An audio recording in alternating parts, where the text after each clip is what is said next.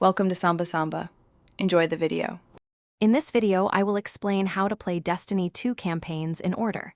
To begin your adventure, start with the New Light quest. This free introductory campaign, located in the Cosmodrome, teaches you the fundamental mechanics and introduces you to the world of Destiny. It's designed for all new Guardians, providing a solid foundation before diving into the larger narrative. You can easily find it in your director. Many early campaigns, like the Red War, Curse of Osiris, and Warmind, have been removed from the game.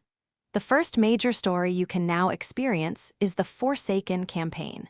This dark narrative begins on the Tangled Shore, where you embark on a quest for revenge.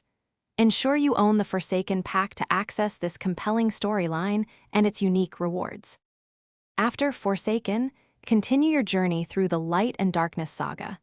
Head to the moon for Shadowkeep, where you face ancient threats.